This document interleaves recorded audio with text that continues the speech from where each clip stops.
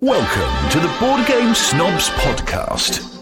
Critically harsh reviews with a touch of class.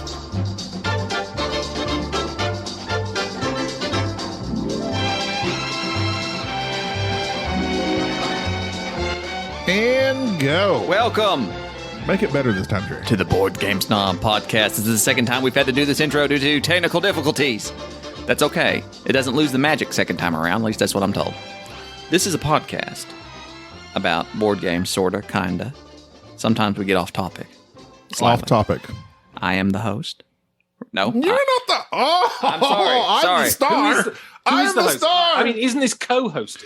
no. Technically, Gabi's the host. I am the star. I am the primary host of okay. the show. Jerry is self-proclaimed primary star. Primary star. That's like Venus, right? In the morning. You are look the up. host / bartender, and you've made me a very suspicious, very dirty martini. He has been staring at it for a long time. There's stuff in this. You have roofied me. That is olive. I love how you show your suspicion of the martini by absolutely guzzling it down. as quickly as you can. Well, you know, sometimes you just want to know what's in there.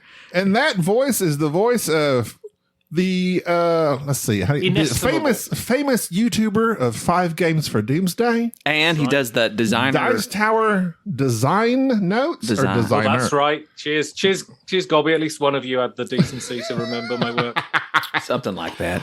And star of stage and film, Yes. Yeah, that's right. Benjamin Franklin. Maddox. Yes. I wish my middle name was Franklin. Benjamin Franklin. That's much better than my actual middle name. What is it? We're getting all people's middle names. We're making a list. It begins with W. Wayne. Wilhelm. Yeah, it's Wayne. Wayne. Embarrassing's that. Wayne. Well, it's got to be William, like all the rest of the English. No, I wish it William. was. It's Wayne, unfortunately. That is my brother named me after John Wayne. Oh, it is Wayne. It is. Oh, Wayne is a hillbilly name. If it's your first Yes, name. It certainly is. If it's your first name. If it's your middle name, you just hide it. No, you just do the Don't tell W. anybody. You do at the least W. it's not Dwayne. Because then you have to go through the joke, knock, knock, who's there? Dwayne. Dwayne the bathtub, I'm drowning. Never heard that joke. It's very good. That's I like it. See, we've had this discussion when somebody says, that's funny. That's very good. It's that thing Americans do, and they go, "That's hilarious." Well, that's I mean, if it was hilarious, you'd be laughing. it's no? not worthy of a laugh, but it's hilarious. well, Jerry, what do sometimes- you- no. I'm sorry. I put my empty martini glass Put it on on the your very table? expensive table. I'm sorry. I will put the martini glass down here in its appropriate spot. Boy, you are uptight. Why don't you take a few more swigs of your dirty martini? So, sir? Benjamin, He knows what's in it. That's why he doesn't. I've noticed your YouTube, 5 Games for Doomsday, has been defunct for the last 5 months. I wouldn't say defunct is the correct word. On hiatus. On is what I'd say. hiatus, is that due to your new gig on Design Notes? No. It's just that I had previously a production assistant who helped me, and then we broke up. So Wow. I need to buy. So a camera that wasn't works that without wasn't someone you else doing using all it. that fancy stuff. No, it wasn't me. No, I was like, I'm wow. just the gorgeous on-screen talent. I was like, Ben really he has a lot of talent knowing all this stuff, but his talent is just looking good and talking smoothly. Everybody's got to have. Tapping is the correct word. Yeah. I'm very much the Orlando. I was very much the Orlando Bloom in that thing. You know, gorgeous with not a lot of talent. I know how that is. The podcast not the podcast, the YouTube videos that you've been doing with these designers has been rather fascinating. I've been following not all of I them. bet Gobby's seen all of them, hasn't he? Yes, he's a shield. What's that? He loves the Dice Tower. He loves the Dice Tower. He thinks it's the go-to place for all things board gaming. But that's okay. You know, you can enjoy that. And we appreciate knowing that you had to sell out to go to the Dice Tower and kind of climb your way. Yeah, they're great. I love this idea that there's some sort of indie authenticity to making a podcast about board games. Yes, And not making money, and then when someone offers to pay you to do something, you're selling out. Sold out. yes, you got to be very punk. Jerry said it's not selling out; it's called buying in. Buying in, yes, and Exactly. we would Buying in. love to sell out if Tom or anybody else would offer us, we would sell out. If you are a company who wish to give us even the most minute amount of money to shill for you, we will do it. Out on the curve. We are ready to sell out. How many board game networks are out there? Who knows?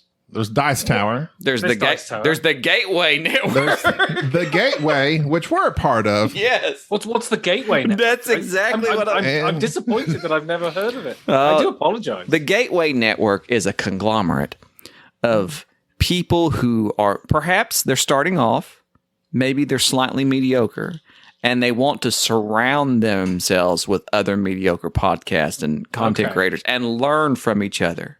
And so it's like the gateway to poor production quality. Yes. And then you improve. Like you surround yourself. You know the saying that iron sharpens iron. Well, this is more like, I don't know, some other soft. I'm not going to say anything because it sounds like that I'm slagging off people I don't know. I mean, there could be lovely people involved in this gateway network. They're lovely. Oh, all of them are lovely. The guy who runs it is a raging alcoholic.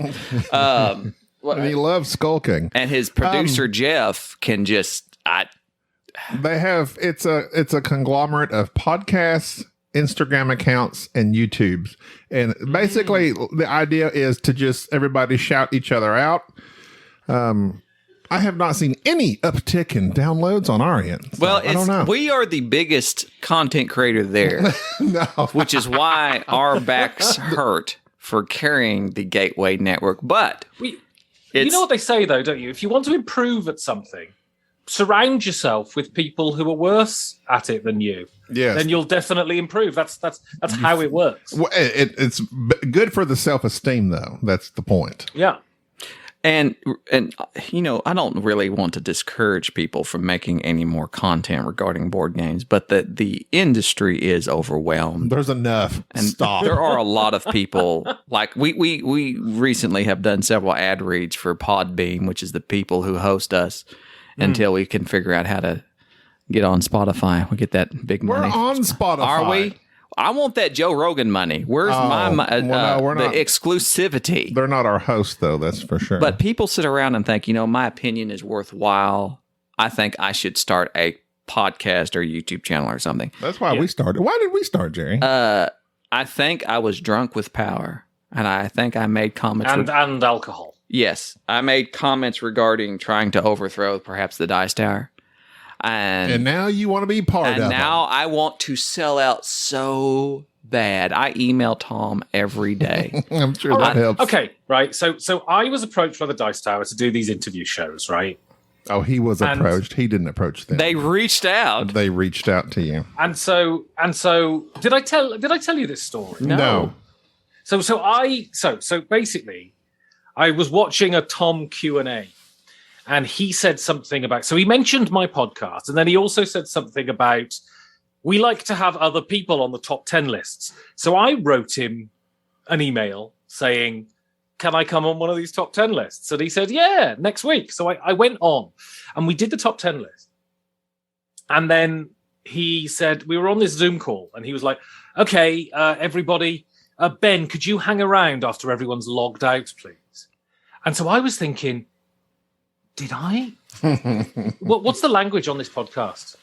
On ours? We're family friendly here. English mainly. Okay. We do Spanish subtitles. So I said, you can say "Shazur." My God, did I drop an F-bomb on the live broadcast or whatever? But no, he said, do you want to do these shows? So I said yes, because he offered me money. So let's work through a pitch of what you would do if you were going to approach the Dice Tower for some unique content. Nudity. If the price is right. The hatted man calls you. The hatted man. What would we do for the Dice Tower besides add a touch of Southern charm and randomness? Yes, I do feel that Mike DeLisio adds a lot to the Dice Tower. Because he is a very numbers. Yes, he has a lot of years of life. The AARP crowd has certainly come in, and there's a lot more geriatric listeners I Now, wondered why they've been shilling early bird specials ever since Mike joined the Dice Tower. But now it makes You hear nursing homes around the world say, one of us, one of us. this episode of the Dice Tower brought to you by Denny's.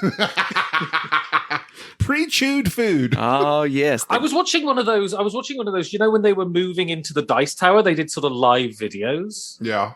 And there was like a box in the corner with sort of adult nappies. And now it all makes sense, you see. Oh. So Tom calls Jerry. If he calls my phone and I answer. He calls you. And I say, who's this? Tom who? This is Tom. I'm looking for a healthcare hero. He A says. healthcare hero. As my shirt advertises, I am so humble that I wear these shirts that make sure everybody knows. I would say, Tom, listen. Here's what we do. We do banter, and we do humor, charm.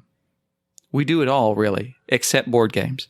Which really, the Dice Tower is if there's one thing that it's lacking. There's always, the pre-banter that accompanies every board game related media there is. Exactly. Not mine. We are not yours. That's true. We are the foreplay of board game podcasts. We That's could true. warm up. Yes, that's exactly it. This is things that you should be in the mood for. exactly. We could do that for Tom. Castle and Love Play.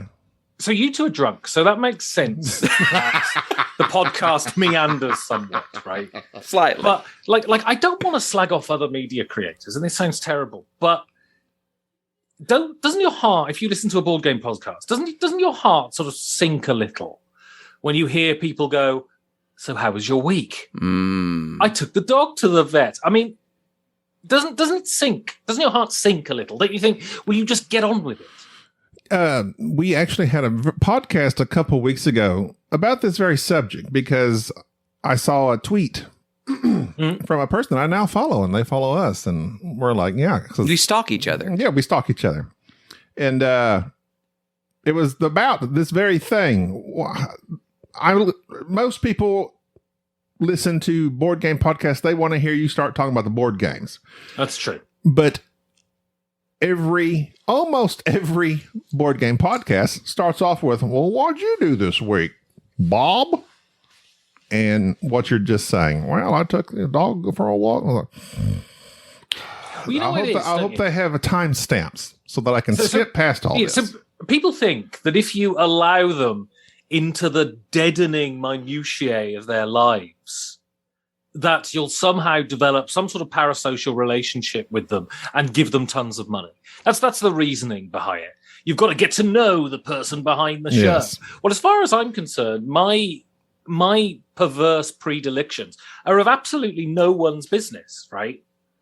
Well, see, we've done just We the don't- opposite. We have built a fan base based on airing out our own personal dramas on this very podcast and our own. But we don't do a what did we do this week thing. No, but it wouldn't matter because we are both interesting Although, people. I am see, a healthcare hero. That's true. You're a I truck might need driver. you because my dad has a blood clot in his leg, Jerry. Exactly. And see, these are He started taking Eliquis, and it's a blood thinner. And now he's concerned, and we went to the doctor, and he was all scared. And I was like, Dad, it's okay. Blood clots happen. I mean, sure, you could die any minute right now. this is all interesting. We could do that, or we could just wear funny hats. And I'm wanting the hat. I do have a question for you, though, and this is serious. Oh, Jerry, it's a serious question. Pay I'm attention. I'm listening. Okay. I'm very listening. I'm ready for it. So what have you been up to this week? I actually, well, okay, if we want to do that. Has he got a story I for got a you? story for you. Healthcare hero engaged. For instance, this shirt here. See, fortunately, Ben, I was going to. I want to tell something honestly for once Please, in my life. be honest, be real. I had a message written to you about my dear friend Jerry and how he should be. I nominated him basically for 5 games for Doomsday. Okay. Because he leads an interesting life.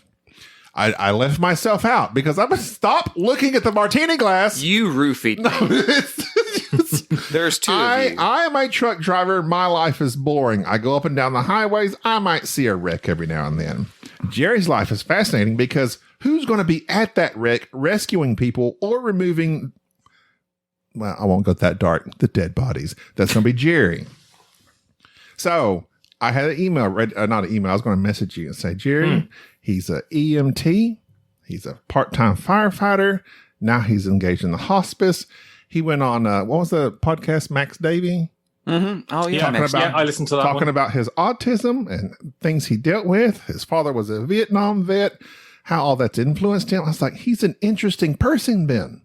But you had us on your secondary show, not your primary. It's not secondary. Are you trying to imply that I would ever do anything? There's a secondary? tier. It's all. On the last podcast, dare you? on the last podcast you were on, you said it was for the secondary tier. Your own words have got you.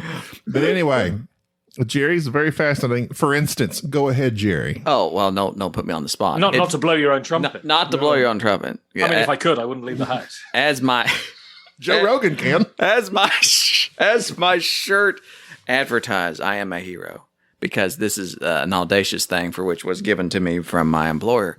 But Do you know what's really heroic? What's that? Admitting that you're a hero. I feel like, if you have to say it, it kind of does degrade the term. But I feel like if I don't talk about it enough, people will forget. What are you doing? What are you playing? Oh, good for you. I forgot about your sound drops. This is why we have you. This is why we have you. I delivered a baby just a few hours ago. Where did you deliver it? In the back of an ambulance going 80 miles an hour down the road. And so, did you just leave one of those cards in the door saying you weren't at home? You weren't at a little UPS. I put it underneath outside in the greenhouse. The doormat, fluffed it over so that the neighbors don't come, the porch pirates don't come take it. But yeah, I mean, I can't help. You literally delivered a baby. Yes, it came out the wrong way. What do you mean? It was breech birth. Breached. Yes. All right. There's a dark ending to the story that we won't discuss. Well, there's always dark endings to all my stories, but either way, I find that it's interesting, as Ben was bringing out about the media people in board gaming. There are ones that you feel like you know them a little bit, even though you don't. Like we'll use Tom Vassell. Like I've met him a couple of times. He's an interesting individual, and he doesn't particularly. Everybody kind of knows his story and a little bit about him. Do you think it's better if somebody, and we can go from your perspective, as somebody who has climbed his way out of obscurity to now be the top rung? That's right. In the media. Top rung. I've heard the term Internet Titan thrown around numerous times. That's for Dan Hughes. That's not for Well, Dan has slid off. Dan doesn't even play board games anymore. Dan is getting he collects toenail clippings or stamps. They podcast once every 6 months. Yes, but the bastard's going to win the Spiel des Jahres. Absolutely. Cora Quest, which I inspired, is a wonderful design, I believe, even though I've not played it. And if Dan would send me some... The reviews aren't in yet, though. Guineas or whatever they use over there for money, I would shield for him, whatever his company's going to be, coraquest.com. But the point is... I was going to say something. The point is, he was complaining to me a few weeks ago that they haven't found a German partner to publish the game, and you can't win the Spiel des Jahres until the game is published in Germany, right?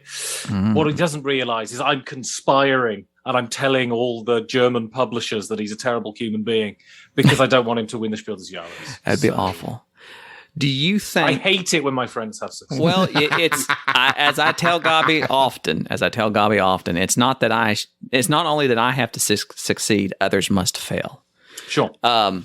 You stand What's that Japanese? There's a phrase. It's something like the failure of your friends tastes as sweet as honey or something. Yeah, standing on the bodies. So as somebody who has climbed their way out of obscurity and is now a top rung media person in board gaming. Top rung. What if you were going to give advice to the pusillanimous peasants there are out there? What pusillanimous? Me and Ben are the same. Me and Ben both have thesauruses. What would you give them? I was in a play for 3 months, and one of the lines was the definition of pusillanimous. What is the definition of pusillanimous? I can't bloody remember. It's timid. But what advice would you give somebody who perhaps is struggling. They have their own podcast. They have their own media. Besides just stopping, because that's what most need to do. They need to go about their business. Yeah, there's enough. So everybody stop. But those that have the drive, hard drives. You need that. What suggestions would you give them? Never give up. I feel very misplaced to give any advice whatsoever. But stop your false modesty. I once mentored someone. I entered this mentorship program for podcasts, and I agreed to mentor a guy. And so he sent me his first episode of his podcast, and I basically sent him my notes on what I think. And I said, you need to focus on what is the central core of the show. That is the main point, right? So he did this show where he's partially sighted. And so in part of the show, he talked about being a partially sighted gamer, right? Yet the rest of the show was very standard sort of, this is what I've played this week sort of stuff. So my notes to him were, you have a really interesting core idea that you're watering down with all of this other unoriginal, non-standard stuff. If you want my recommendation, you should focus on the central core of what your show is. So I have, the idea that I ripped off BBC Radio 4, and you guys have the fact that you're irreconcilable drunks, which is from the outside very, very. He was struggling to figure out, define us just then. I went for drunks, and so the thing is, if you listen to, the problem is right. I'll give you an anecdote to highlight kind of what I'm trying to say. I was part of a theatre company back in the 2000s. And there was a guy in the theatre company who was getting small parts in the play, but he was also doing a lot of tech backstage. He was building sets, he was rigging lights and all of this sort of stuff. And all he wanted was to be an actor. And he was awful, absolutely awful. But he was a wonderful technician. The stuff he was doing with the set and the stuff he was doing with the lighting was really great. And that's where his talent lay. But he wanted to be an actor. So he sacrificed a lot of time to this dream that was never going to be achievable because he was awful. So there are certain people, the reason, so this show and Sporadically Bored are very much birds of a feather, I think. And the reason the shows work and the reason they're entertaining is because the people doing them should be in front of a microphone. There are some people that simply shouldn't, and that's fine. They're skilled in other ways, but the internet has taught us that we should all strive to be famous, and we shouldn't necessarily. Because, having been an actor and for a long time, and having done zero in my career, I understand how difficult that is. So, I mean, I would say my advice to someone would be to seriously think, are you any good? And be brutally honest with yourself. And then if you come to the conclusion that, probably not really, go and save elephants. Do you think people can be brutally honest with themselves? That's a hard trait for people. Well, I feel like social media, especially Instagram, is just a self-congratulatory circle jerk, right? In which you are, whatever kind of facile, mediocre achievement that you've managed to do that day is greeted with unfettered applause. The fact that you managed to go to the bloody supermarket and have a shower is not applause-worthy, in my view. So social media makes it even more difficult. It makes it very, very difficult. Yes. It makes it very, very easy, by the way, to cast aspersions on others' lives and pass judgment on the worth of other people, but almost impossible to pass legitimate judgment on yours. The point is, no one's crap at everything. So, for instance, I'm crap at 99% of things. There's 1% of things I'm all right. I'm very good at moaning, and I'm very good at being a bolshy drunk. You're a hold on good to cyclist, those things. right? A cyclist? I'm You not a good bicycle. cyclist. You're not? I'm an enthusiastic cyclist. Oh, but I'm okay, a good there you go. cyclist.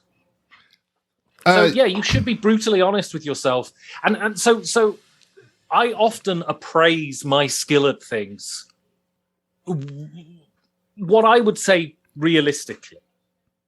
And people often say to me, "Oh, don't be so hard on yourself." And I'm like, I'm not being hard on myself. It's a true, realistic reflection of my particular skill. So I was talking about, I've been playing the guitar, I've been writing songs recently, and they're kind of not very good. And I said to someone, I'm just a dickhead who sits on a sofa and strums a guitar. And they said, "Oh, don't be so hard on yourself." And it's like, no, you don't understand. I'm not unhappy about that. That's just how it is, right? I'm just not very good. And it's not false modesty either, by the way. Whereas if someone were to say to me, can you give yourself a realistic appraisal of how you think you are as a voiceover artist? For instance, as I would say, well, I'm a professional standard voiceover artist, and there's a whole mountain of evidence to back that up because lots of people have paid me to do it. But you should be realistic, I think, about your own strengths and weaknesses. And there are certain things that you're just irredeemable at, right? And that's fine because we can't be good at everything. If I couldn't decide tomorrow, that's it. I'm going to be a bloody mathematician and I'm going to work hard and I'm going to be a mathematician. Well, I think people don't temper their expectations. And I think when they get into whatever type of media, and I think it is influenced when they see TikTok, where these 14-year-old girls are just on there making these TikToks and having millions and millions of followers, where they think they can do something and be as famous or as successful or whatnot. And they don't realize that in board gaming, it's such a small market. There's so much content out there already that if you're going to put something out there, you have to decide. And like I said, temper your expectations and realize you're probably not going to be incredibly successful. And so if your thoughts are you're trying to make something to where this is going to be your job, this is what you're going to, or make some sort of income from, you're probably not going to do it. But if you're just going to do it just to have fun, if it's just simply I mean, that's the only reason I do this podcast is Gabi enjoys it. I absolutely hate talking about myself and how wonderful I am, or just having to describe. Hates it terribly. But the podcast allows us this opportunity to get together, and it's something that we enjoy doing. It just so happens we're so good at it.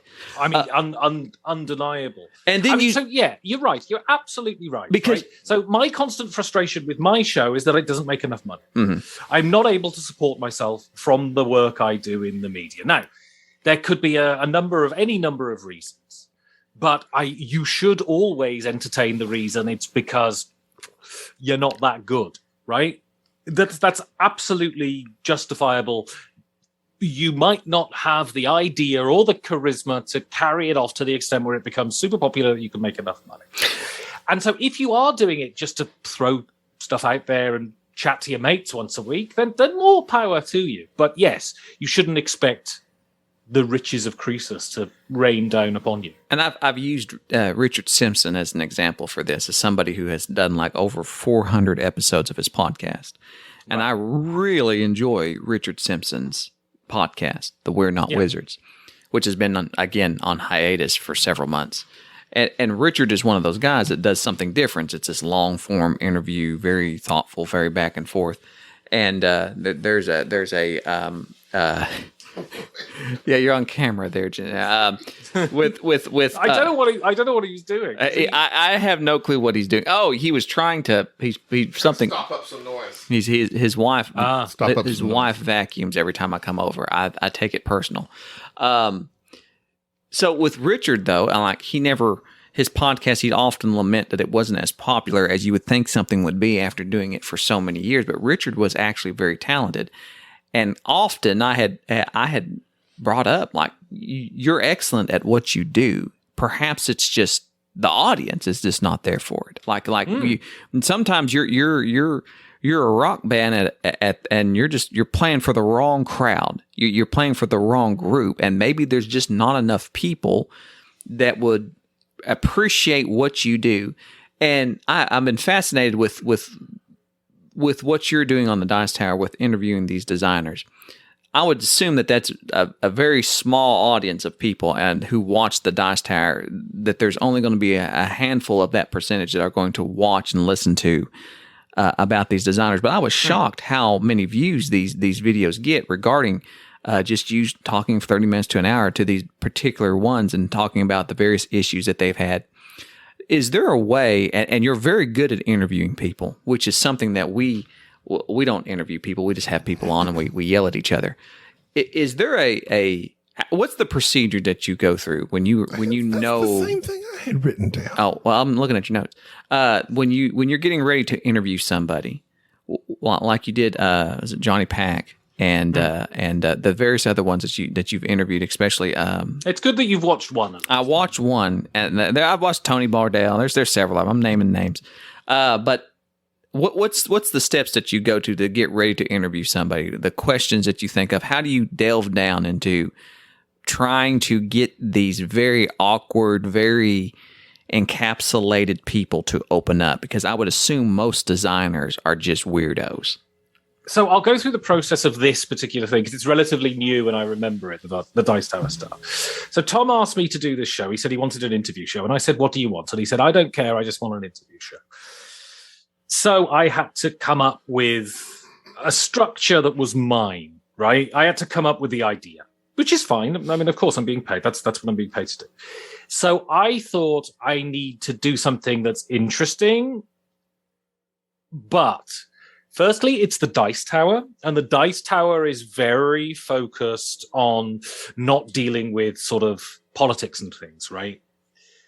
And so I needed to do something that was not going to really engage with political aspects of gaming and stuff. Also, I needed to do something that was not going to cannibalize my own podcast, because my podcast deals with the personal life of these designers, right? So I didn't want to do a show on the Dice Tower that was just essentially a 30-minute version of my show.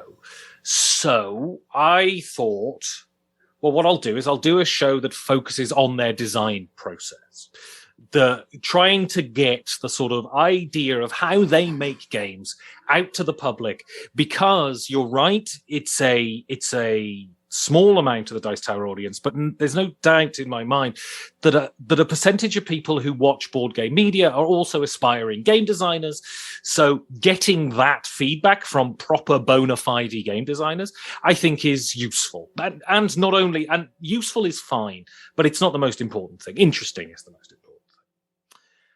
And how do I get the answers out of them? I write all the questions beforehand, and I give them the questions beforehand. It's very simple. Some of the questions are off the cuff, but basically I just prepare because I am scared to death of not knowing what to ask. So I write all the questions. How do you decide who?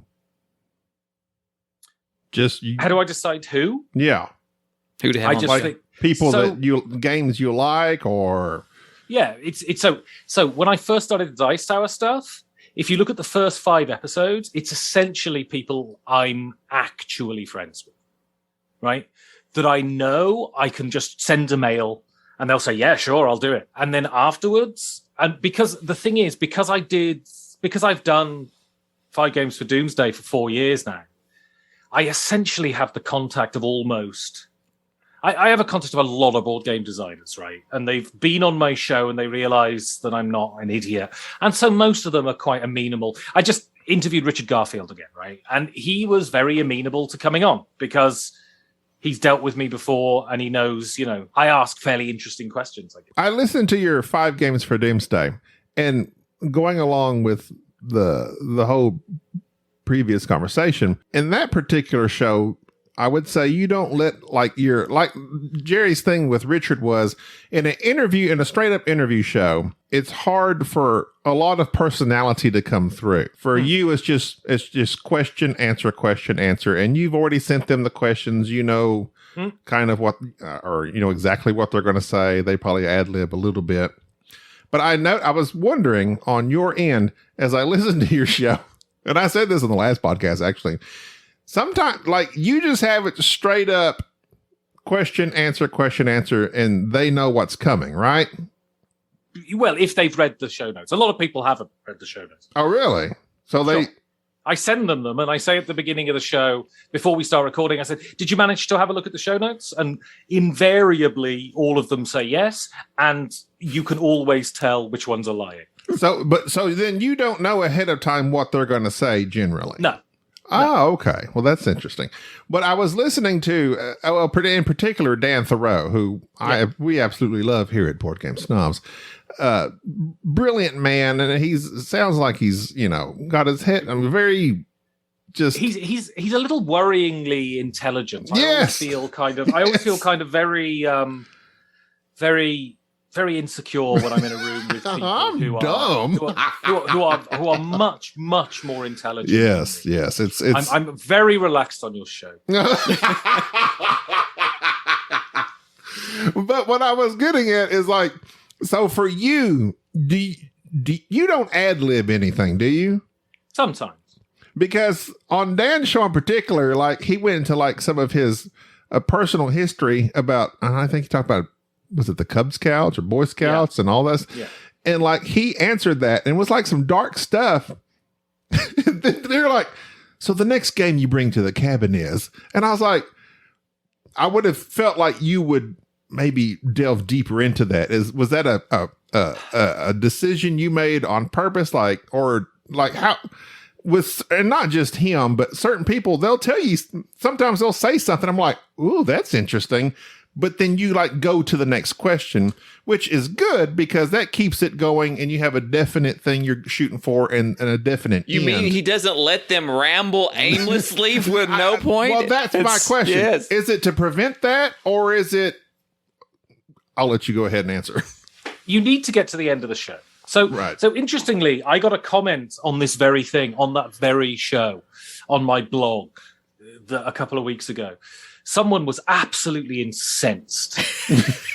They wrote saying, Dan was opening his heart to you, and you just, like a robot, go on to the next point. That's so unprofessional. It's disgusting. And I wrote a very nice, I wrote them back and said, thank you for your input. I happen to not agree, but thank you very much for commenting. Do you still have that email, Jerry? The point is, if someone brings up something very personal on my show, that's good. And if you notice, if that happens, what I tend to do is after they've answered the question, I will leave a moment of silence. Then I will move on. My show is not a psychological evaluation. And it's also not a deep dive into traumatic events that have happened in people's lives. If they happen to bring them up, I think it's very interesting, but I don't feel within the context of my show that I would be showing them due respect to then focus for 20 minutes upon something that many could find salacious, essentially. That's what we could bring to the Dice Tower. People can come on and pour out their most personal, darkest thoughts and feelings, and we could clumsy just go through it. Salaciousness. And not give any answers, not actually help, but just bring it to light. No, what? We have nothing to say that's going to help you. We're not here to help. We're just basically going to Dr. Phil this. Oh my God, mate, you're in a terrible state. You should really speak to someone about it. Sucks to be you. Do you remember what happened to the Cash Me Out Batgirl? She's a millionaire now rapper. The same might be for you. Also on OnlyFans. Come on to PTS Board Gaming. Not that I'm subscribed. OnlyFans. What's OnlyFans? No one knows. It's a website that just has oscillating fans. Okay. You sit and it's kind of like, that when you need it's that. like when you're building a house and you're like, what sort of fans do I need in here? Well, you got to have ceiling fans. Will it reverse? Window fans. Reverse? You never know. You can reverse your ceiling fans for winter. Yeah. And if you don't do that, you're an animal. But so that's what I was thinking about. So with the Dan Thoreau thing, right? I might have just messed up the editing. Because you're not the point is it should feel natural and you shouldn't feel like, ooh, that was abrupt. So that might just have been it wasn't abrupt. I've come to realize, now I appreciate that. What you're saying in the context of the show, you're saying, you get to know them a little bit. These 5 games are bringing to the cabin, but also it's an interview show.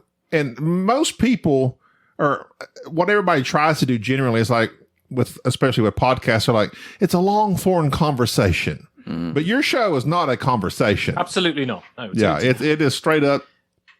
You have a few, and like even a lot of your beginning questions are standard. You ask them the same questions, but then you get into the more of the details of some of their personal stuff. Right.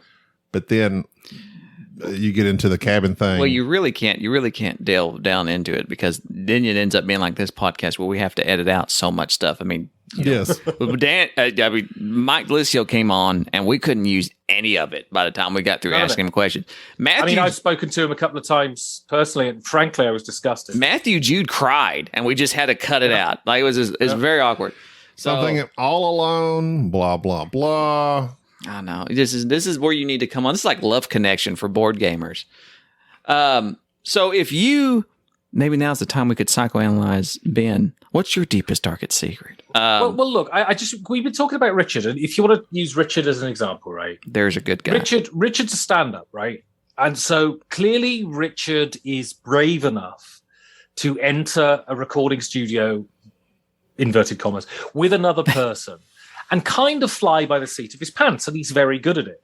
I'm just not that courageous. Mm-hmm. And I have a plan, and I want to execute the plan. And maybe, so it has its benefits and it has its drawbacks, right? Mm-hmm. Well, no, that's what I've come to appreciate the difference between your show and other conversational style interviews, because those they just like if somebody sees something, they go after they meander. And then if somebody brings up something, well, then they go into that. But yours is like, I like the efficiency of yours, if that makes any sense. So basically, it's based on a BBC Radio 4 show called Desert Island Discs. The format. And Desert Island Discs is that. Desert Island Discs is very efficient because it's broadcast and a radio schedule. They need to bring it in. They need to look at the life of a person in 45 minutes, right? And so that was my goal with the show. Initially, I wanted it to be 45 minutes long, but of course things spiral out of control, so it's longer than that. But that's fine. Podcasts allow that, right? And so my goal with the show is to be as efficient as possible, and even more so with the Dice Tower videos. I don't want them to be longer than 30 minutes, by and large. And I think it's important. But then again, what do I know? Joe Rogan shows, especially since the ivermectin thing. You should start longer and longer. Have you tried DMT? If you would, there's so many things that you could do that really engage your guests for 2 hours. Well, I had Jerry left me alone one time, and I had the designer of Kickstarter, Fractal. Right. They wanted to come on the show. And so I messaged Richard. I'm like, I've never interviewed nobody. I don't know how to do this. And he gave me some pointers. And then I realized there is such an art to interviewing people. And I also told Jerry this later on. I was like, now I see why Ben does it the way he does, because I would ask him a question and he would answer it. And I felt the compulsion to acknowledge the answer every time. Like, oh, interesting. Oh, okay. Like after they were done, I was like, no.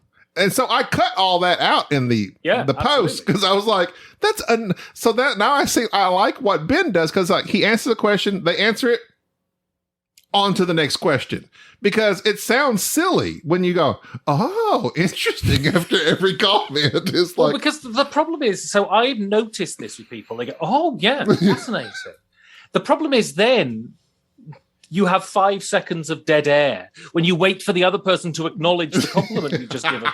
So don't compliment them. Yeah. So if it's up to the audience, I think. So you should never forget. I'm very much of the view that you should never forget that what you're doing is a piece of entertainment fundamentally, and a conversation is a conversation. A podcast free-form conversation is not a conversation. It's a podcast. It's a produced piece of work. You should always intend to make it as interesting as possible, right? When I am having conversations with other people, I don't converse like this. I speak in half sentences and I refer to experiences that only me and the person in the conversation know about. If you ever, what's fascinating is if you ever read a transcription of an actual conversation, they make no sense. They make no sense. If you read, just people are sat in the pub and you transcribe exactly what they say. They speak half words, half sentences. They refer to stuff that, happened to the pair of them 20 years previously. And they only have to say one keyword and both of them instantly know what they're talking about, right? They make no sense. Things like this are not conversations. They're heightened conversations, is what I would say. They're a production. It is almost like theater, and I mean, you're not necessarily. And to digress back to the previous point about people airing out their personal life or trying to have their personality come through a podcast, you don't always want that. Like you want I don't at all. No, you want a persona. You want something to be like very obviously in our podcast. Gambi plays this very meek and timid person, and people don't realize he's an MMA fighter. And like I myself, Navy SEAL. That's right, you're Navy SEAL. False valor. What's that called? It's stolen valor. Stolen valor. Yeah. The Gabi. And in reality, you both speak with Welsh accents. I couldn't believe it when I first came on the Zoom call and you were like, all right, boy, what's a pint? I couldn't believe it. I also do Russian as of the last episode. Oh, nice. And I'm incredibly timid, humble, and completely not like my on-air persona. But it fits the narrative. You're trying to create something that's entertaining for the listeners, but at the same time, occasionally yourself will bleed through. You'll have something personal. Sure. After doing the podcast for 4 years now, I mean, you'll have a moment where your true personality comes through, or there's something that you can see, and the audience feels that. And I think that's really what is missing in that long form media, is that if you're going to try to make the podcast interesting via your own experiences, you have better be interesting. Because the airwaves are filled with people who are much more relatable and entirely more interesting than you. And so I think that's where a lot of people get this in their head, that they are going to become popular and have a following and be able to make it in what really is a clickbait industry, in something that is just ask Ignacy. Yes, with just content everywhere, and they think that they are going to add something to it, and really, it's just more of the same. And I think that is a difficult, and I sound like I'm discouraging people, although here previously I think I did say nobody should be doing this. Yeah, everyone stop. But I think you need to temper your expectations and not look at this as if you're going to be wildly successful. And I think that makes my it goal with my podcast, right, is when I'm doing the interview podcasts, my goal is to have my voice in it as little as possible. That's my goal, right? So the biggest nightmare. So Jamie Stegmaier was very nice guy, don't get me wrong, but he has this habit. It's an instinctive habit, and it's born out of his social media technique of finishing any kind of speech with a question, right? So he'll talk about something and then say, if you look at him on Instagram or Twitter, for instance, Instagram especially, he was like, I played this game. What do you think about these mechanisms? And he did it a lot in the interview, which is a nightmare because firstly, I'm the one asking the bloody questions. And secondly, I don't think my opinions, you shouldn't be listening to the 5 Games for Doomsday podcast to know anything about me, to know anything about my opinions. My role in that podcast is simply to facilitate someone else saying something interesting, right? This is why when I come on podcasts like this, I talk a lot, because I guess my role here is to talk and hopefully be interesting. But in my podcast, I want to be in it as little as possible, right? So if I'm interviewing you, don't ask me questions because I don't want to answer them. And we appreciate that. As little as possible is best. Where do you see your show going on the Dice Tower? Do you see yourself continuing on doing the designer notes, or are you going to try something else? Well, I guess so. The Dice Tower stuff is contracted work, right? It was a commission. I was asked to do something, and I guess I will do it until they ask me not to do it anymore. So do you have a set time, like you for a year? Try it for a year contract? No, there's no contract involved. Oh, okay. I just so I pitch guests to Tom. He writes back and says, "Yeah, they're cool," and then I go off and do shows. The ones he says no to. He's to be fair, he hasn't said no to anyone. Okay. Oh, that's what we could do. We could do the guests that were the rejects. The rejects.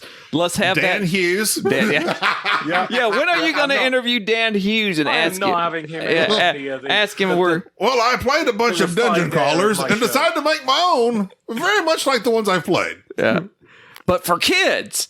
Yeah, Dan. But if you had to, go ahead. Quick question. I was asked, due to what we've discussed here in the kind of like the bam, bam, bam, not the coldness of it. That's not the proper term. But I was thinking, when we have people on our show, oftentimes we do develop a relationship. That's kind of it is a relationship. It's a relationship. I'm progressively taking off my clothes as the conversation goes on. But you do, with some people, you develop a relationship. And like that's sometimes kind of I look forward to getting to know this person better, and then even off podcast, we message each other every now and then. Triple D, I DM Delicio daily. So, do you look for that in any of your? I guess not because of the style of your show, or do you? No, absolutely not. I don't look for friends through my show. But there are some people, and I don't think it affects the interview. I don't think you can tell in the show, but there are some people that you instantly warm to. Mm-hmm. And there have been people that I've stuck on the line with for a couple of hours after interviewing them. Usually I don't have much time afterwards. Yeah. Because especially as it's usually dealing with Americans, so it's usually late at night. But there have been people that I've been on the line with and I've chatted to, and we've had a conversation, And then there are people that I've had on the show that have done great shows that I have just instantly within 2 minutes of getting them on the line, thought, this is not someone I'm going to develop a friendship with in the future. Well, we've experienced something like that since we kind of went through a dry spell, I guess you could say, of board gaming, mainly due because I'm healthcare hero, pandemic. Right, exactly. Hashtag. Yeah. Hashtag sacrifice. So we've been having just various listeners and people who we found us to be interesting, just random people on the show. And just ones that we have had on, there were many times where afterwards we just talking amongst ourselves going, we really enjoyed sheer boredom. I'm talking about like Denva and Jared, and I mean we had like an epidemiologist from California. And if you notice, I'm classy enough not to mention any names. Positive or negative. No, we drop names. We're all about. We fat shame people. We're just awful. These are our listeners that we've had on. We've had 3 so far, and there's some that really sucked, and there's some that we're going to have on that we know will suck.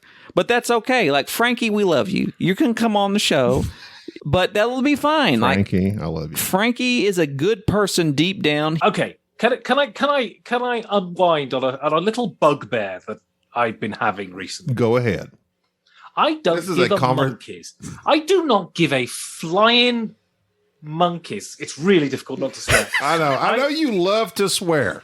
I really do. I do not care about the moral character of the people who produce the work I consume. Really? I don't give a monkeys if someone's a good person. You can say are they frag. good at what they do? Are they entertaining? Are are they able to achieve what they're planning to achieve in a professional, engaging manner? Then good. I don't give a monkey's how good you are. And don't try and justify your place in the world by saying I'm a good person. Because morality in so many ways is relative. So I don't give a monkey if you're a good person. So you don't cancel people. I mean, so to cancel people, firstly, you need influence, and I don't have any. And secondly, personally, you don't cancel people based on their actions.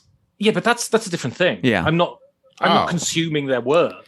So if I think someone's so what's really interesting is actually mostly if I don't take to people, if I don't get along with people, it's not because they're morally defunct or anything. I just don't like them. Which is nothing to do with their views on immigration or, the equality of people in society.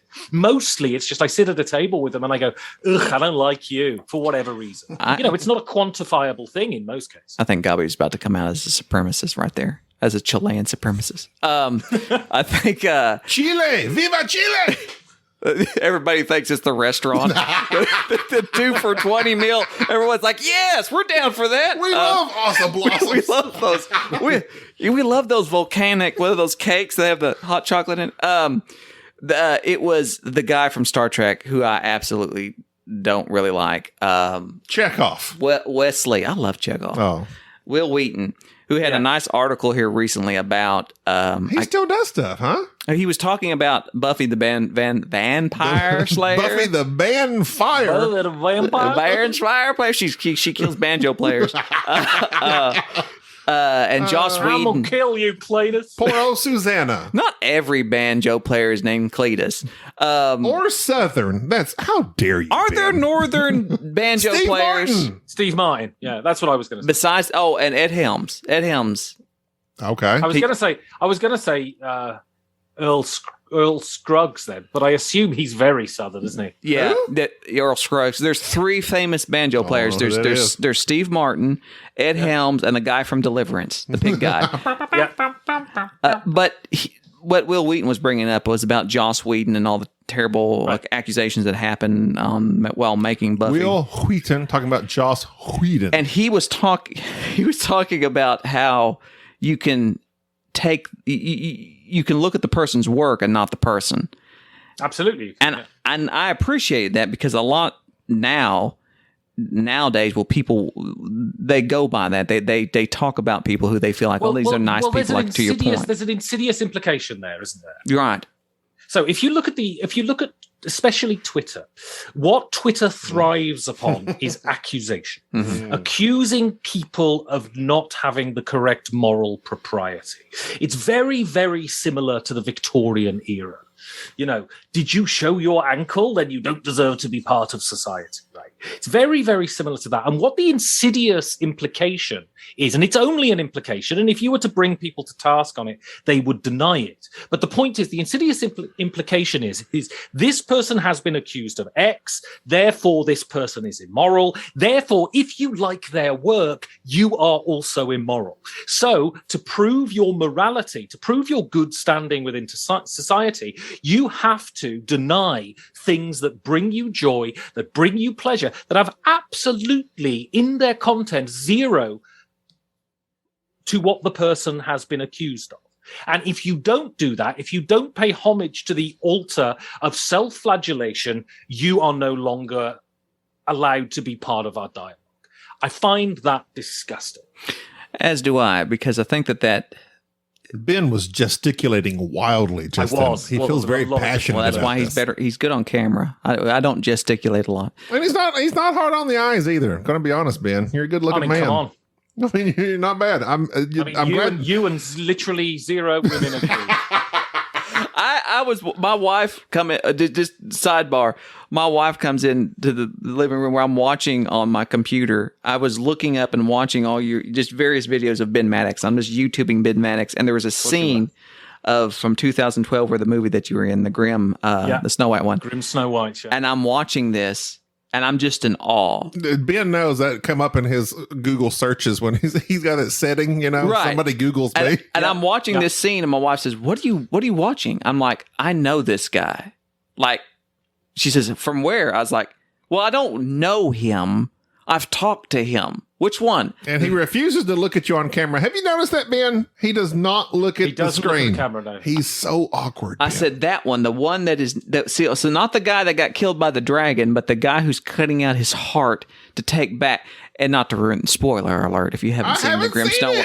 Anyways, you don't need to. It's terrible. But there was something about watching that's like, I know this person, and it made it so much better.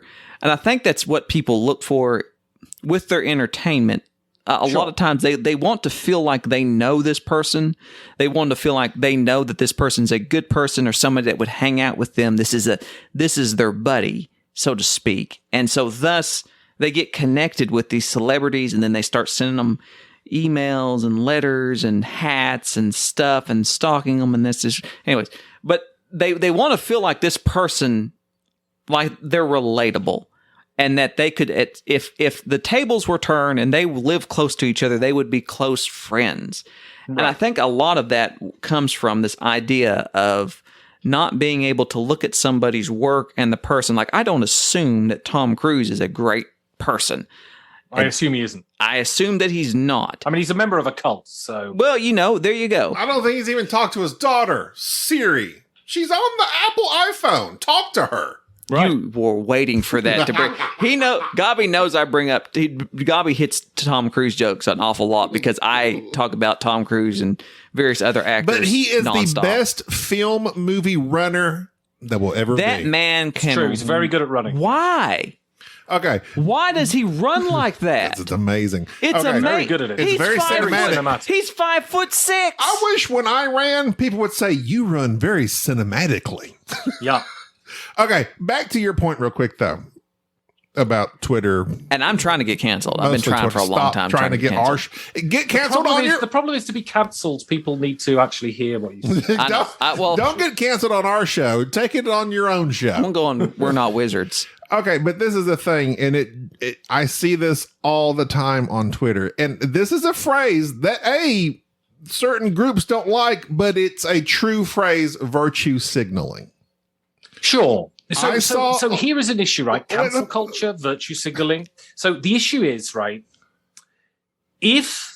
so what has happened with these two concepts is that the right have weaponized them. And they've started to call things that aren't virtue signaling. They've started to call things that aren't cancel culture. And what the people on the left have done have said, okay, these people on the right are using these terms in bad faith. So therefore that means these terms don't exist, which of course is also equally as wrong, yes. Right? I've seen people cancelled and I've seen people signal their virtue almost endlessly. I mean, I met this dickhead today. Edit point? That'd be fine. Dickhead's all right. It's fine. Richard Head. Say Richard Head. So Richard?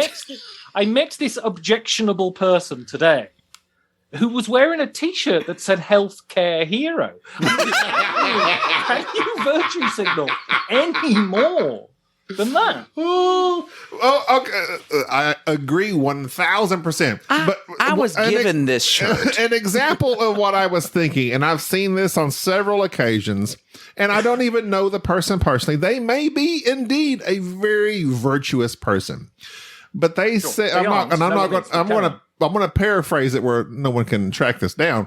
But they basically were saying, I saw someone had a disagreement with me, but I reacted a certain way and realized that this person has these issues and needs help, and I helped them.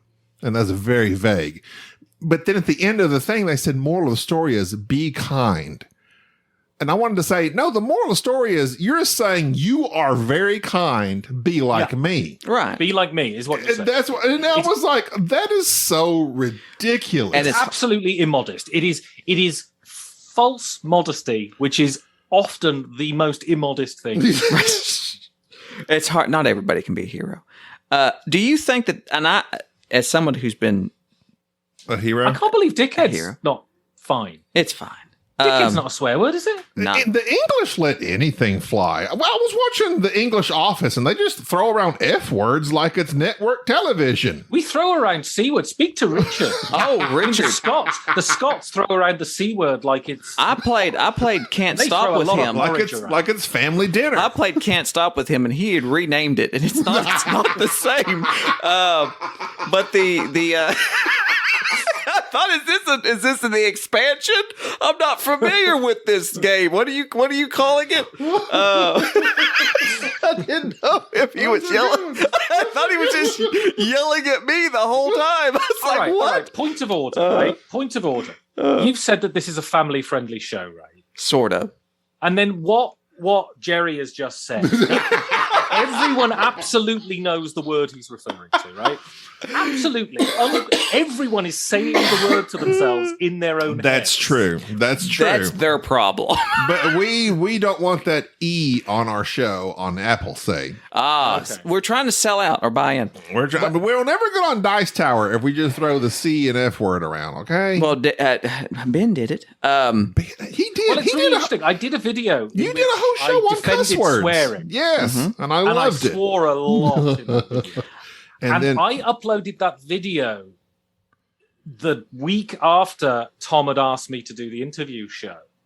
And I was seriously expecting to get an email saying, okay, mate, sorry, you're not doing this. Mate. This isn't going to work out. Do you think with not the Dice Tower, I'm talking about board gaming in general, what I'm seeing on Twitter and the various social media groups is that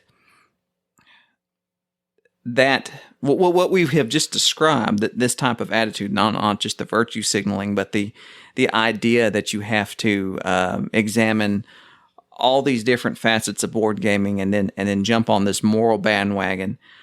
Is that something that you worry about in terms of board gaming, of it actually causing an issue in the community? Is that something that's like going to I don't want to say it's not going to tear the community apart. I don't think that. I think that's what real. he does. Yeah, well, it does to a small degree on Twitter. Well, on Twitter, but Twitter, for the nine people who care. yeah. It's like it's not. It seems like it's a big deal because there's people on social media that small minority that seems to make it a big deal, and it's not trying to. I often skirt this fine line of trying to not be somebody who downplays other people's concerns about matters just simply because it's like I don't see as this being a huge issue because sometimes my perception is not often wrong, but occasionally it is. So it's this idea of all these problems that are constantly being brought forth that we have to be concerned about, whether it be just name something. You can go on Twitter right now and find it. In the board gaming community, do you worry is that just something that's just isolated to board games? Is that just the type of people that the hobby attracts, or is that just something that it's just the loud minority? Are you familiar with the term baking? Did I talk about baking the last time I came on here? No. So baking is a term that people use when they're talking about conspiracy theories. It's 4chan. It's 4chan. Language. Basically what it is. So what happened with Q? We were talking about QAnon earlier. What happens with Q is Q would leave crumbs. So his posts would have lots of cryptic things, right? And the anons. So Q is the person who would post. The anons would be the people who would take the crumbs. Qbert? And they would bake them. Right? That what baking means is to extract meaning from obscure things. Essentially, what it is letting fancies run wild. Right? So there are certainly things that need addressing in society, and people who play board games are part of society. And when communities come together, so there are certain things that are worth talking about in a mature way, not in 280 bloody characters, right? But also, there's an awful lot of baking. There's an awful lot of baking. This person said this, if you believe this, and then this, and then this, therefore they said this, therefore they're a Nazi, for instance, right? So there's an awful lot of baking. So I think you have to take these things on a case-by-case basis, right? You have to say, do I consider this to be a relevant and worthwhile argument? Or do I think that this person is just baking and making up stuff because it releases endorphins in the brain? Calling other people terrible releases a certain endorphin in the brain that is clearly very addictive. I love it. That's what Twitter is, right? Yes, and so I tweeted something, and this is so ironic because I always say Twitter is the worst place, and it is. But I did tweet something, and I tweeted, "Posting is not activism," and I truly believe this. It's absolutely true. If your realm of activism is Twitter, you are offering zero to the betterment of society. Actually, go out and do something. I have a rant that Gabi has heard numerous times about the term inclusive, which is the key word that you see on Twitter, and especially something that gets thrown around a lot on board gaming. And I remember we got I think it was an email from one of our listeners, and it was talking about being inclusive and things of that nature in board gaming, and was asking our opinion. And I can't remember if I responded or if I just typed out this email and then deleted it. But Gabi got to hear the rant of how talking about going and yelling at people who aren't inclusive to be inclusive does nothing. Zero. And that how some things aren't inherently inclusive. Some things are people who think, I want to engage in this activity with the people that I know. And they have to break out of that. And that doesn't happen by somebody on some social media platform yelling at them and saying, this is what you should be doing. We should be doing this. We should be doing that. But see, you're saying they're yelling. Why can't they just be bringing it to their attention? When I say, I see you're firmly on one side of this already. No, I consider it yelling when it's posted ad nauseum every day. That it is something that is just constantly to the forefront. And I had brought it up several times saying, look, if you go to a board game convention and you want to be inclusive, basically meaning you want to bring people into this hobby, make it a welcoming hobby, you go out and you drag people into the hobby. You introduce it to them. You go to various people that you know. You make yourself available. You create groups. You go to libraries and help them institute having board games there locally or setting up these various clubs. There's a way of being inclusive. It doesn't happen on Twitter, and it drives me insane that there are just numerous, not just social media posts, but podcasts that talk about this topic constantly. And all talking about it does is make it seem like you yourself are one of these inclusive, all-powerful people who would always be welcome to entertain anybody in this hobby, where the fact remains the people who do that generally are not. And it's just a soapbox that I get on constantly about with Gabi, but rarely do I talk about it, just simply because it's something where you have to put your money where your mouth is. You have to be doing it. So this is something I often argue, right? So if you look at sports people, yeah, they often talk about sports people having a moral obligation, right? And I think that is utter hogwash. Sports people have an obligation to be good at sport, right? Right. So what if my idea of my board game hobby is deliberately not inclusive, right? Mm-hmm. So, for instance, let me elaborate here. So what if I have a group of friends that I like, and we happen to like playing games with each other, and we have absolutely no desire to have anyone else sit at the table because me and my group of friends like to play games together, and that's how I choose to keep my free time. There is absolutely no moral element to that, in my view. This idea that I should be some sort of, because I'm into board games, that I should be some evangelist and allow anyone to just come and sit down, any rando to sit down and ruin my night with their execrable personality because everyone's terrible, apart from the people I've already vetted, seems absolutely nonsensical to me, right? I am not, so I happen to not be like that. Actually, I'm fine. It doesn't bother me if randos come and sit at my table. And I don't care who you are, by and large. But what I object to is this idea that I should, because I'm into board games, that I should be some sort of evangelist for board games. Absolutely not. If I wish to do that, then fine. But if I wish just to sit with the same two people week after week after week and play the same games with each other week after week after week, it's nobody's business. Right. And I think that is something that is often not, I think that's often something that is not examined, because there are a lot of people in board gaming that do have that close-knit group that are not extroverted people. Like, I believe Gabi would not, he's talked about this in the past, you're not one that would go out to invite and be around other people. Whereas when we go to a convention, I'm out harassing random people. And it's... When I go to a convention, I stick close to Jerry. Because, like, if I play a game, it's going to be with Jerry and Enrique, and I'm not the person that goes up to a random table and asks, can I join in? Because that is not my personality.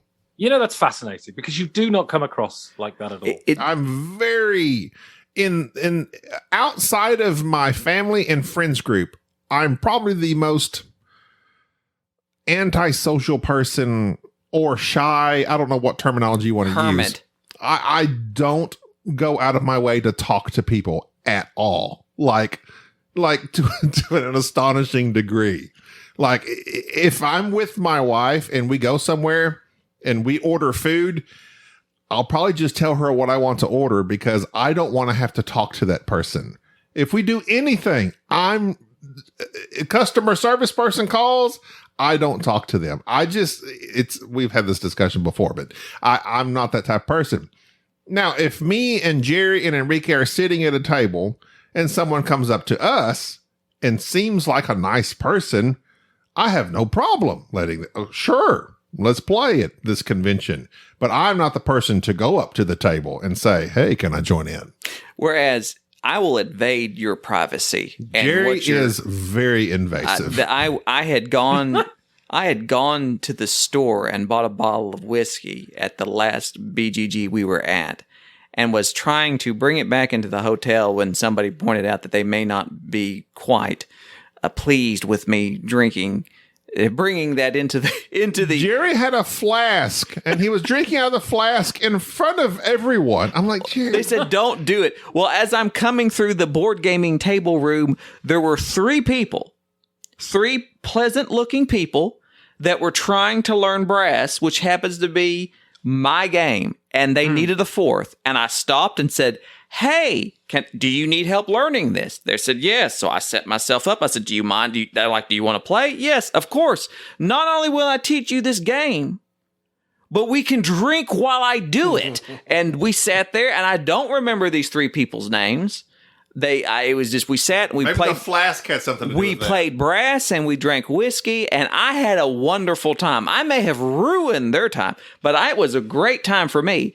And that idea that you have to constantly be, I don't know, my rant, don't get me on the rant about inclusiveness, but I firmly believe that there are just some people, due to anxiety, emotionals, whatever it is, that it's not even that, though. It's not even that. It's a choice. The problem is, there's always this implication that you have to forgive it. Right. You have to say, well, I have some sort of mental illness, which means I'm not very... No.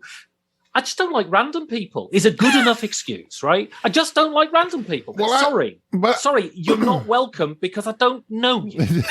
Well, that's true. That's fine, I think that's fine. But the issue is, I think the big issue of inclusivity would be the fact that you would be saying, and this is not the case with any of us, but it would be the fact that, and this is what people imply when they bring this up. No, I don't want you here because you are blah, blah of a certain race, culture, ethnicity, gender. Yeah. But that's not the issue. On a smaller level, generally, like you're saying, it's like, no, you're outside of my friend group. I'm not comfortable with that. I don't care what gender, race you are. And I am a person of sound mind, and I'm perfectly fine, and I can function within life perfectly fine. I just don't know you, so I don't want to sit down for 2 hours and have to force myself to be polite to you in my free time. I do enough of that at work, right? There's nothing wrong with that, I don't think. But we are differentiating here between on a small scale of a friend group and the bigger scale of board gaming in general. Obviously, everyone should be. And of course, the inherent annoyance about this, right, is it's all about unsaid implication. So when people talk about it and they drop these sort of signal phrases, what they're implying is, but look at me, aren't I a paragon of inclusivity? Aren't I a paragon of virtue? That's all Twitter is. Which is absolute tripe, right? Because they're human beings. On some days, they're great and outgoing and confident and they feel good. And some days you just don't feel like it. And that's fine. Don't tell me that you're an ascended master who is who feels completely wonderful about everyone in the world.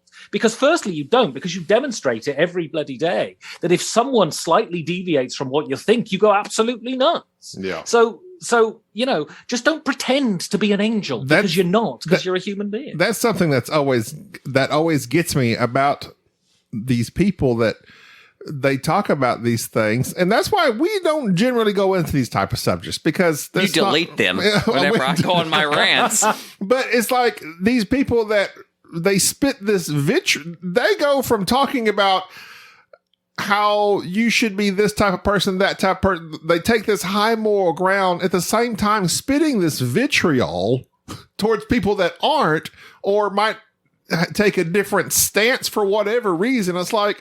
And it's completely oblivious. That doesn't it's seem completely oblivious that they're making the same. Yeah, it doesn't gel with what you're saying, and it's clear. Like, no, obviously, we're not going to have Nazis in our play group. Like, that's okay. That's like universally acknowledged. If some guy walks in with swastika tattoos and they ask to play the game, I'm probably not going to have them sit down. But at the same time, right, if someone sits down, I'm not going to have them fill out a form telling me who they voted for in the last 4 general elections before I decide whether I want them to sit at my table. You got to run a background check. Right? And so, I have this theory, and this is controversial, and people look at me and they shake their head when I say this, but I think we need to focus on politics much, much, much less. We live in representative democracies, right? This is the operative word, representative. We vote for representatives to do our politics for us. Because if we bring in politics into every aspect of our life, we'll never speak to our families, because they're not going to agree with us politically, especially our parents, right? We're going to find out that someone we love absolutely every aspect about them. We've got on famously. And then you find out they voted Conservative in the last election, so I can't speak to them anymore because they somehow disagree with my core values. Well, my core values is basically not being a dickhead, right? And this is a really good point, so you can't cut out for that. My core values is sort of trying to be as decent as I can in a world that is conspiring to make me not decent every day of my life, right? The fact that you happen to vote. So I had a friend who voted Conservative like 2 or 3 general elections ago. We've never let him forget it, but we're still friends. And I mean, like, he hasn't voted Conservative ever since, right? But he's still the Tory in the group, right? That's fine. I don't understand these English terms. I think this idea that if someone disagrees with you on sort of matters of economics, that we somehow have to, usher them out of the room and tell them they're not welcome. But that doesn't seem massively inclusive to me either. Yeah. I've watched The Crown a lot, and I still don't know the difference between the Tories and whoever They're else. A football team. Oh, man. Well, I agree that there's just so much that goes on that in the world today that people tend to, it spills over into everything else. And board gaming is a hobby. I understand people wanting to, I understand people, the route that they take in terms of trying to to make the world a better place in their own little way, and that they want to make sure their little corner of the world or their little hobby that they're into. If it's Twitter, then it's a very, very little ineffectual way. Yes. You should start. And I'm glad. Speaking of hobbies, what other hobbies do you enjoy besides board gaming and cycling and making videos? Acting. Ranting. I like a rant every so often. I love a drink, although I'm having a no.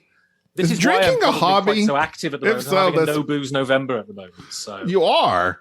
I haven't had a drink in weeks. My wife enforced upon me a no drink. I think it must have been like July or June. In the middle of summer. It was worst month of my life. But I had to do it to prove I wasn't an alcoholic. And I did it. And the podcast quality went down awfully bad. Into a rut there. But I feel like I go from hobby to hobby, and board games seem to have stuck the longest. There for a while, I was into making cakes. I was watching Cake Boss and Ace of Cakes. What? This is like 2000. This is some time ago. Okay, I didn't know you back then because I've never gotten a cake. I was making my own fondant, my own buttercream. I was into it. Following that fondant. Golf. I tried golf, but golf's great. That's a rich man's sport, though. Say here in the States, at least, because you got to have lots of money to get onto those. Yeah, not in Britain. You have very cheap golf courses. It's great. You can play a round of golf for £5. It's great. What? Yeah. Wow. No, here it's like $30 for a cheap course. I got into cycling myself at one point. I was much thinner then. I should have kept that hobby. But I quickly dismissed it, sold my bicycle. I was into... This is kind of weird. I was into collecting lighthouses. What? Wow. Lighthouses. Lighthouses? You must have had a lot of space. You talking about the little statues? Yeah, like I liked lighthouses, and I liked pictures of lighthouses, and I was just enamored with... This was about 2002 or 3. I didn't know this. I was really into lighthouses. I don't know why. I am extremely anti-lighthouse. How are you anti-lighthouse? I don't even listen to the band. I guide the ships into the harbor. Let them crash. That's why you're not getting behind that. That's why you're not getting your games. I'm not Lighthouse. I enjoyed the movie The Lighthouse. I recommend that. I have not seen it. Oh, William Dafoe. Yeah. He is my friend. Pattinson. It was good. Our Pat was in it. It's black and white.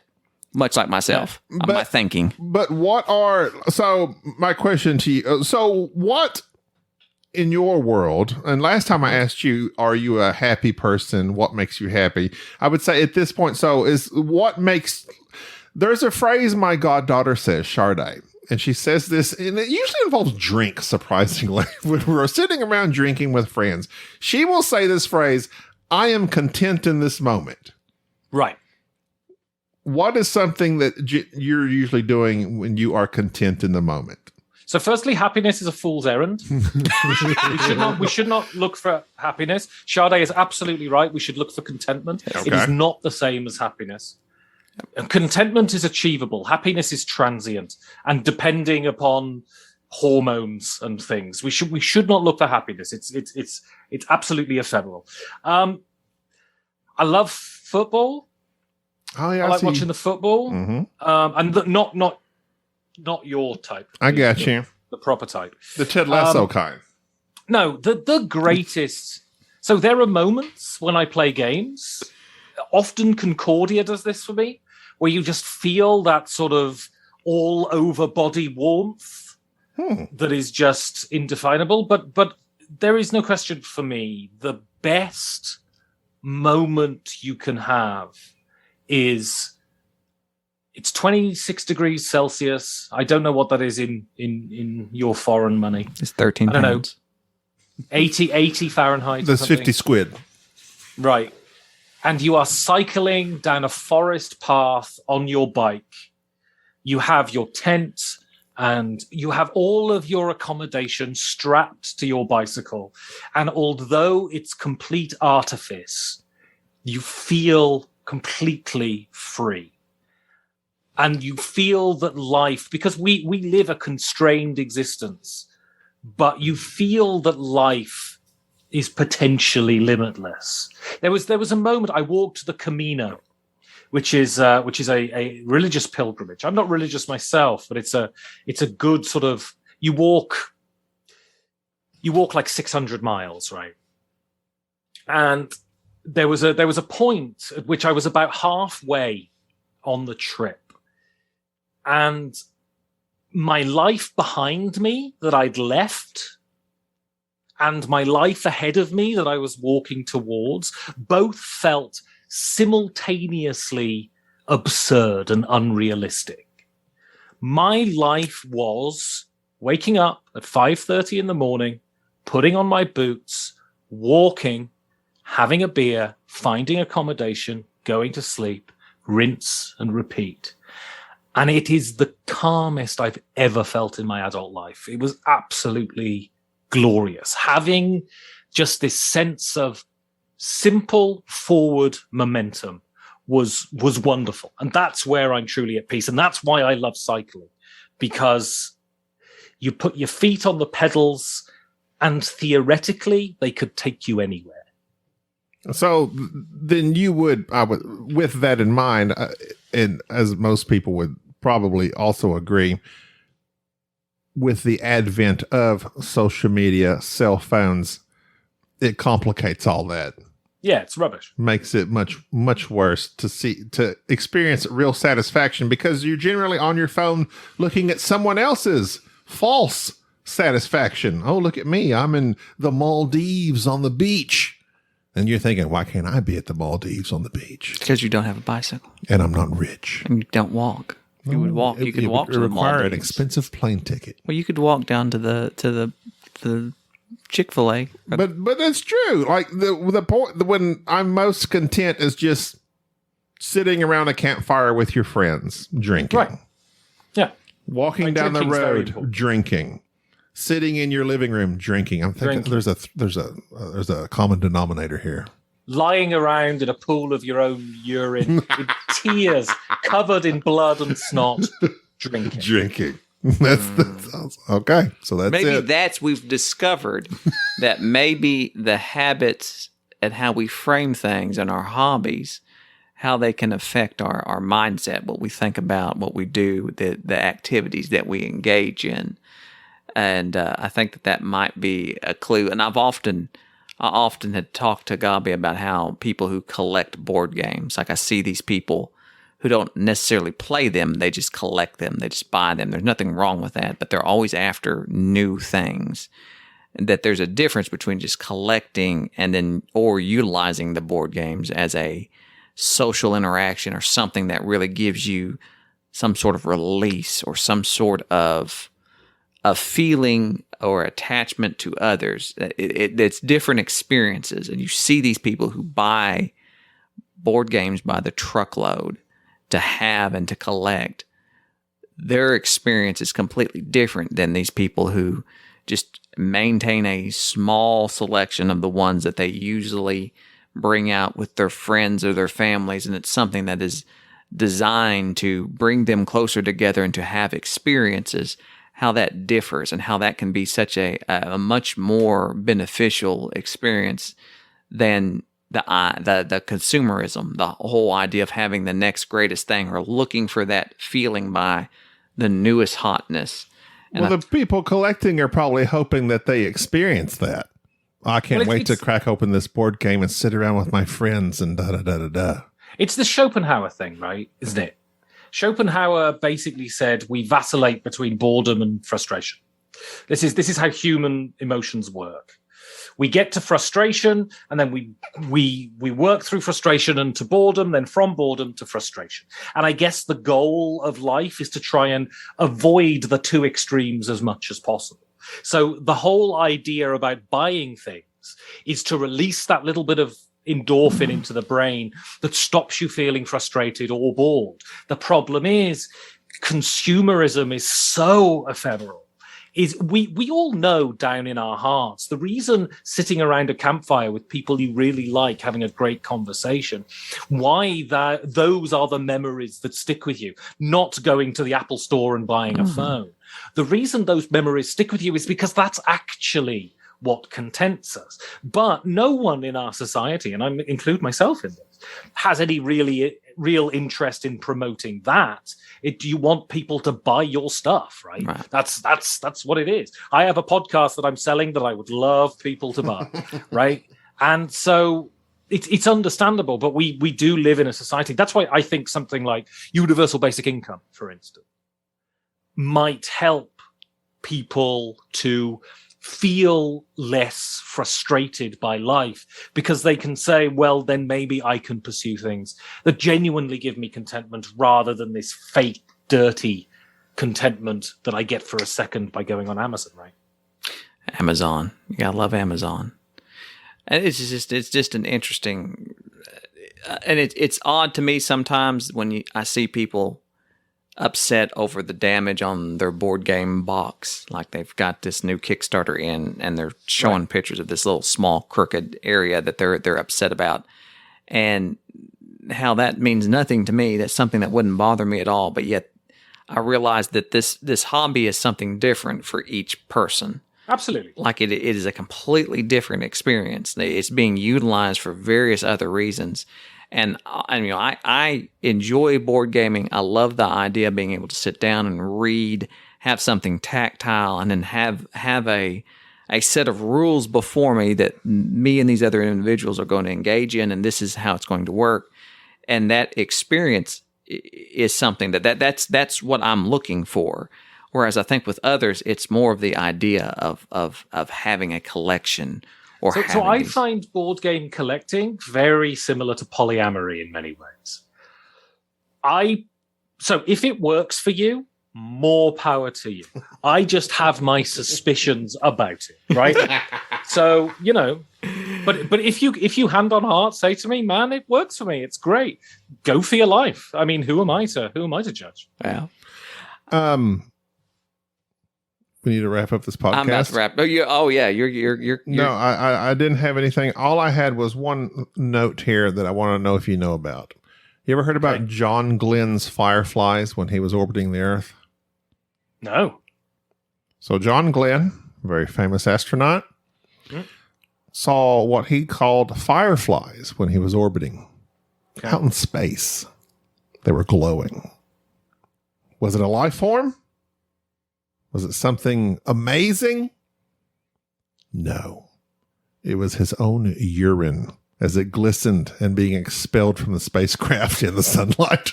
Nice. So you can make anything beautiful if you look at it in the right way. Absolutely.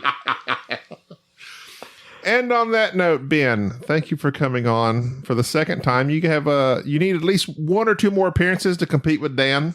That's true. We can't keep Dan off the show. That is understandable. He's a very nice guy. He's much more charismatic too.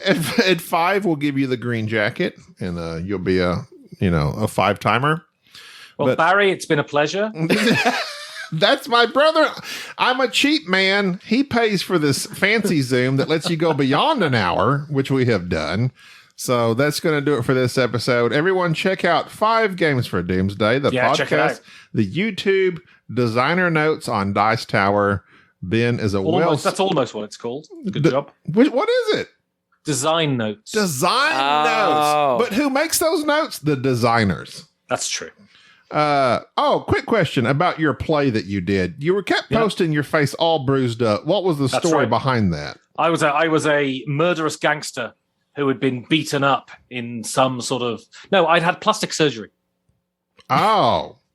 My face that was it? From plastic surgery. Oh, you did? Not really. No, my character in the play. It's like your nose looks wonderful. Confused. Okay. I mean, I'm naturally gorgeous. I don't need that stuff. Your skin is glowing. Okay, so design notes on Dice Tower. Check it out. That's right. Anything else you want to plug to the 10 people that listen to our show? Just give me some money. There you go. All right, that's going to do it. I'm Gabi. This is Jerry. And Ben. Thank you, Ben. Bye-bye. Thank you. Bye-bye. Thank you for listening to the Board Game Snobs. Stay classy.